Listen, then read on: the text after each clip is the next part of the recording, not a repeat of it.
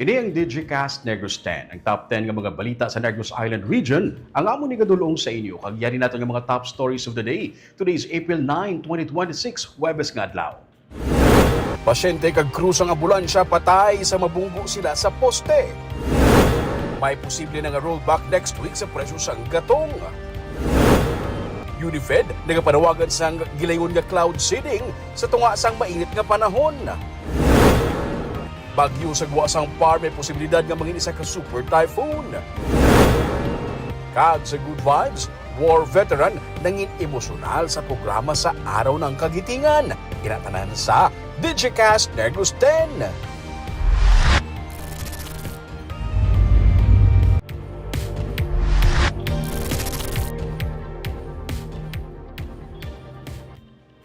Sa number 10, una kita sa lakat sang panahon ang bagyong ginamonitor karon sa pag-asa sa Guasang Philippine Area of Responsibility ang may posibilidad nga mangin isa ka super typhoon suno sa pag-asa. As of 3 p.m. subong hapon, ginalantaw nga yara siya sa 2,850 kilometers east sa northeastern Mindanao ining bagyo. Nagapabilin ini sa gihapon sa Guasang Philippine Area of Responsibility. Ginalantaw nga posible by next week makasulod ini diri sa may PAR. It's either Wednesday or Thursday, magasulod siya sa Philippine Area of Responsibility.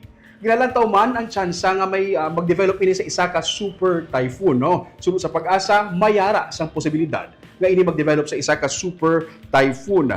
Kung magsulod na diri sa PAR, ining bagyo, pagkatawgon ini nga bagyo nga Kaloy. Sa forecast ng pag-asa, ginalantaw sa karon nila nga kung makasulod gid man siya, posible nga hindi iniya mag-landfall sa Pilipinas. Pero ini siya sa subong pa lang.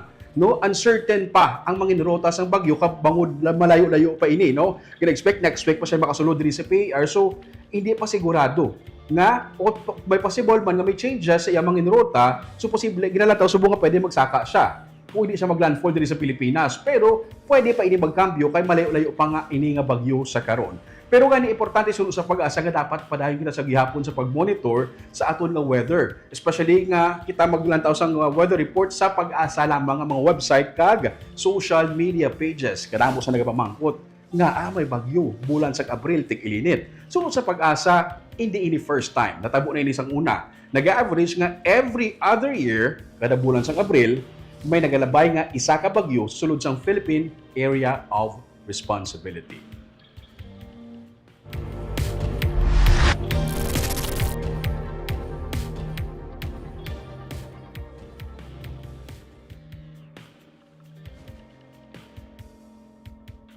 Sa number 9, Unifed na nagapanawagan karon sang isa ka cloud seeding para sa mga katubuhan sa Negros.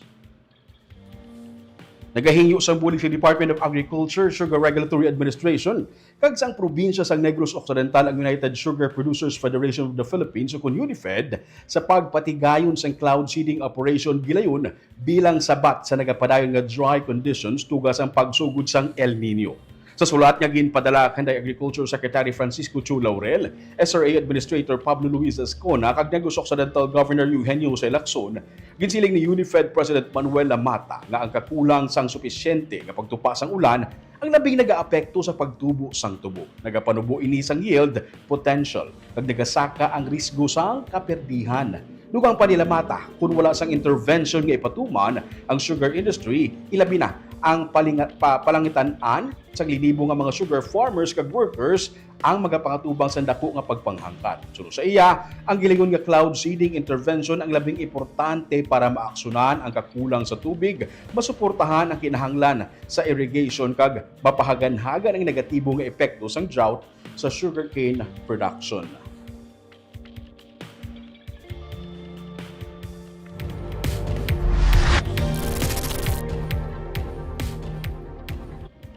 Sa number 8, Bureau of Fire Protection nagapanawagan sa publiko nga likawan ang pagpanutod bangod sa sunod-sunod nga mga kaso sang grass fire.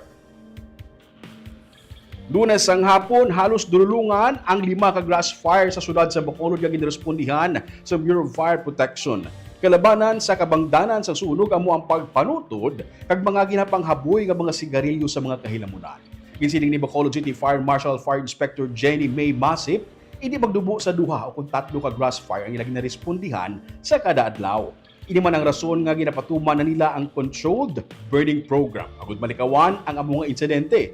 Dugang pa niya, may naka-standby na nga mga fire trucks sa mga areas nga gin-identify sa BFP nga masami may nagakatabo nga grass fire. Lakip na ang reclamation area. Nagapanawagan ng BFP sa pumuluyo nga likawan ng pagpanutod bangod may kung mapabayan ini. Dako ang posibilidad nga magtuga ini sang sunog, ilabi na sa mga mala nakatama nga mga hilamon sa palibot. Sa Republic Act 9003 kung ang Ecological Solid Waste Management Act, illegal ang pagpanutod sa mga open nga lugar. Ginmaduan naman ni Mayor Greg sa tayang City Legal Office, Environment and Natural Resources kag mga barangay nga bantayan kag sawayon ang mga nagapanutod nga ila makitaan. Lately sir, damo kita instances nga damo nagapanutod no. Panutod not only grass fire but also rubbish fires no nga ginatutdan ini sa mga pumuluyo kag babayan no. Ang iban ara sila tuod but gulpi magbasko ang hangin no. It was beyond their control so nagadako ang kalayo. Eventually ang mga lapit nga mga dried man nga mga hilamon no gakakaon ini siya so amo na nagadamo ang application sang grass fires.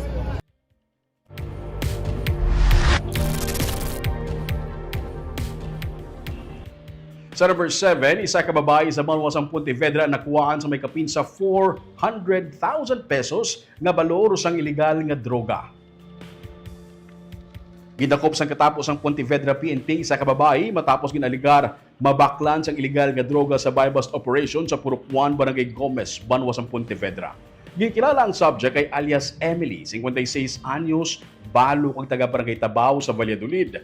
Nakuha siya ang 63 grams ng suspected shabu, lakip na ang buy-bust item. May standard drug price nga 800 o kung 428,400 pesos ang nakumpiskar ng illegal nga droga. Pasakaan siya sang kaso nga paghupot at pagbaligya sang illegal nga droga.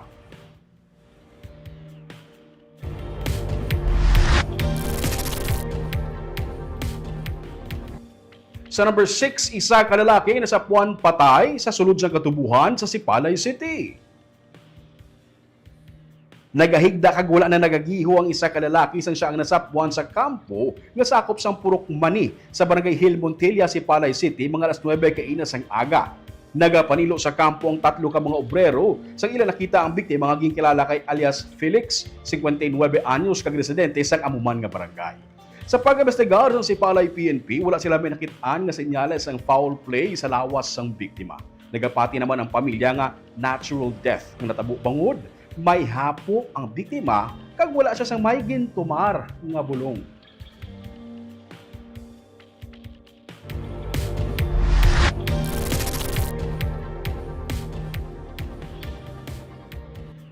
Sa number 5, kung malin las 12 kay nasang kaagahon tubtub balauna sining nga hapon 5 ka beses nga nagbuga sa ngabu ang bulkan Kanlaon. May time-lapse footage sang ash emission ang bulkan. Ang isa ka video nga na-record sang Kanlaon Volcano Observatory, Kanlaon City, kumalin las 6:24 sang aga tubtub las 6:29 sang aga. Ang amo nga ash emission ang nag-generate sang grayish plume nga nagsaka tubtub sa 1,200 meters sa ibabaw sang summit crater. Ang ikaduha nga video nga na-record nagapakita sang ash emission nga nagsugod 12:58 PM tubtub 1:45 PM siniman nga adlaw. Iniman ang nag-generate sang grayish plume nga nagtaas tubtub 900 meters sa ibabaw sang crater antes nagpadulong sa sur. Samtang sa April 9 nga bulletin, may 12 ka mga volcanic earthquakes lakip na ang isa ka volcanic tremor nga na-record. Naglawig ini sang 43 minutes para man ang ground deformation sa bulkan. Nagapabilin sa gihapon sa alert level 2 ang Kanlaon Volcano.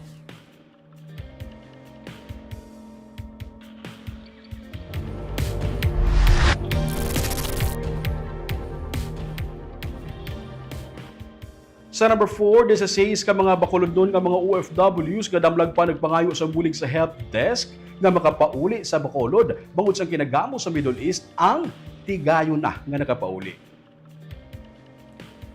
Tigayon na nga nakapauli ang Bacolodon overseas Filipino workers nga nagpangayo sang tabang sa help desk nga ginpatukod sa syudad bangod sang kinagamo sa Middle East. Idi gikumpirmar sang City Administrator's Office. Sandig sa ilang record, 7 sa nakapauli na ang nagikan sa United Arab Emirates, 4 ang gikan sa Kingdom of Saudi Arabia, 3 sa Kuwait, kag tig-isa sa Qatar kag Bahrain.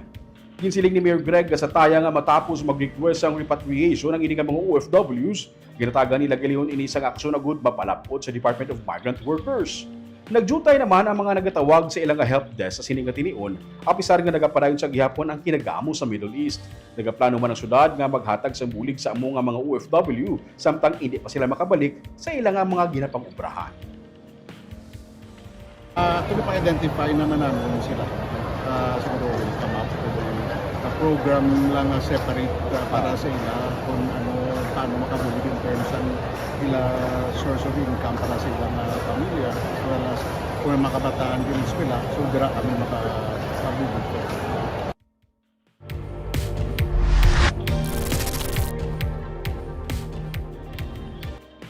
Sa number 3, 96.06% sa mga tricycle drivers nga luyag tahatagan sa bulig sang DSWD ang tigayong natagaan sang cash assistance sang kahapon nga adlaw.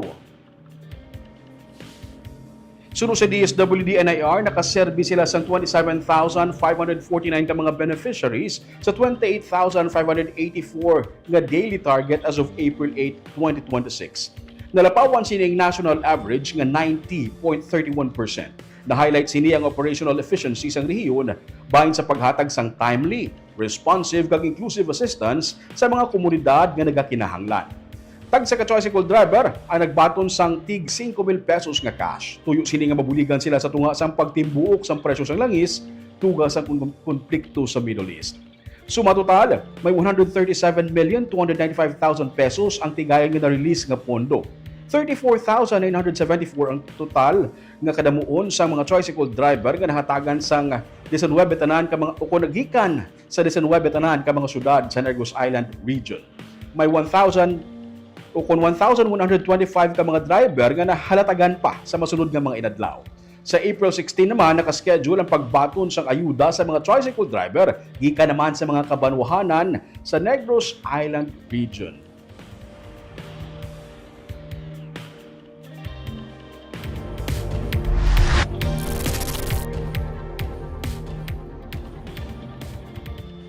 Sa number 2, good news! May posible na nga rollback sa presyo sang gatong next week. Ginapabot nga sa masunod nga semana may rollback na gidman sa bilis ng produktong petrolyo. Kung base sa baligyaanay sa gatong sa world market sa karon. Kung basihan ang April 6 to 8 nga baligyaanay sa world market, may posibilidad sang rollback nga 7 pesos kada litro sa bilis ng diesel. 3 pesos naman sa bilisang kada litro sang gasolina kag 5 ka pesos sa kerosene. Hindi pa ini ang final kag may duha pa ka mga trading days nga ginahulat antes makuha ang eksakto nga presyohanay sa world market. Ini ang resulta sang temporary nga ceasefire sa tunga sang Iran kag Estados Unidos.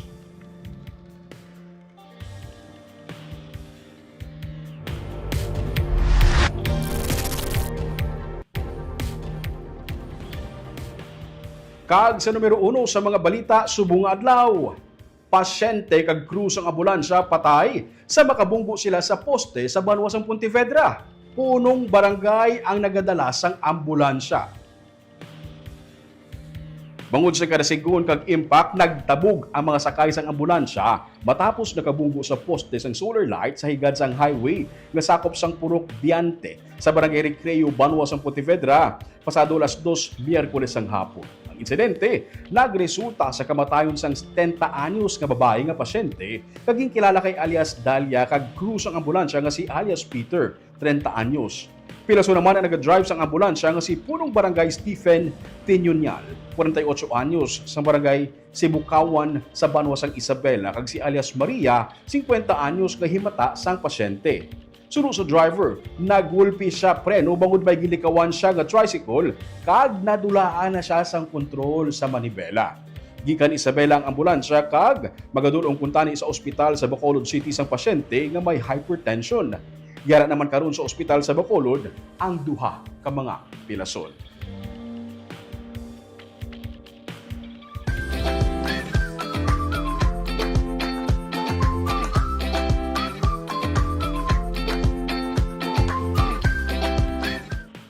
Kag sa good vibes, nangin emosyonal ang isa ka war veteran sa ika-84 nga selebrasyon kung paghanduraw sa araw ng kagitingan. Survivor na siya sa pila ka mga ambush. Panawagan niya sa mga pamatanon, irespeto ang mga soldado, bangod gintanyag ilang nga kabuhi para sa pungsod. Ma-report sa Richard Caballero. Samtang ginaduhol sa Boy Scouts of the Philippines ang bulak bilang pasalamat sa mga veterano, nagtulo ang luha sing isa ka mga war veterans sa programa sa Bacolod City Government Center grounds kainas ang aga. Siya si Retired Lieutenant Remigio Upaw, ang nagserbe sa Philippine Army sa sulod sang mas sobra sa 34 katuig. Natandog ang balatsagon sang 73 anyos nga veterano sang iya nabaton ang among nga bulak. So, nakita ka na kung ginangan naging emotional ka, ano mo naman siya? Yo, napatyagan ko pagatag sang Boy Scout sang bulak sakon. Madumduman ko man ang agyanamon mo. Daw sakit patyagon la. Ginsaysay niya ang iya mga inagyan samtang siya ang ginassign sa Mindanao. Nangin soldado siya sang 1971. Kag nag-retire ini tuig 2006. Pero preska sa gihapon sa iya paminsaron ang iya mga inagyan. Katatlo na siya maambush. Ang ulihi nga pagpang-ambush, halos mautod na ang tiil niya bangod sa igo sa mga bala. 3 times ko na ambos, ika 3 times ko nga damo igo sang bala. Halos mautod ang akon tiil. Igo sa buli. Dako. Sa diin ngayon ka. Sa Marawi.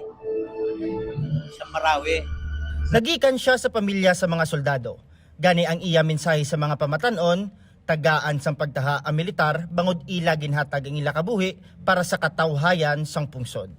Importante suno sa iyang handurawan ng araw ng kagitingan bangod ini ang magapahanumdum sa mga Pilipino sa mga inobrahan sa mga soldado. Amay namon puros man soldado mo. Nakita man namon ang pagsakripisyo sang amay namon sang ara sila sa serbisyo. Amo man sa amon yo. Damo man igo sang bala sa lawas ko. Amo na pagatag sang bata ginan sa akon sa biskaw. Nagtulo luha ko. Di ko mapunggan. Napatsagan mo gid sir nga doging ka. Oo. Batyagan ko gid pag ulo sang luha o gina batyagan ko sa sulod sang akon kasing-kasing daw na kuwanan. Siling naman sang asawa sang isa ka veterano nga nagtaliwa na. Ang araw ng kagitingan nagasimbolo sa kamatayon sang ila himata nga naghatag sang ila kabuhi para sa pungsod. And then, he was a Philippine Marines, 31 years in service. And that's it. You know, being a survivor, fellow men should be proud of us, our soldiers, and we must be respected up to the last man, our children, of which they too had inherited the discipline of what a soldier was. Para naman sa kapulisan, kinahanglan nga ipreserba sang syudad ang mga ginsakripisyo sa mga katigulangan agud maangkon ang kahilwayan nga karon aton gina-eksperyensya. Taglay na congratulate una-una gina-celebrate nato sa mga kagitingan nga ginobra sa aton nga mga ancestors sa mga kita sang 84 kagitingan day no. Siyempre ang pinakamagitingin sa mga sacrifice sa mga pamilya natin diri sa pagtaas sa mga gasolina. So mag-maintain kita Japon na i-preserve na ang ipakabudayan sa aton mga ancestors. Ang mga igo sa bala sa lawas sa mga soldado sang una, parehas kay Retired Lieutenant Remigio Upaw ang isa sa mga rason nga naangkon naton ang kahilwayan. Ini ang magahangkat man sa aton subong nga batuan ang bisan anuman nga krisis nga aton ginaatubang. Richard Caballero para sa Digicast Negros.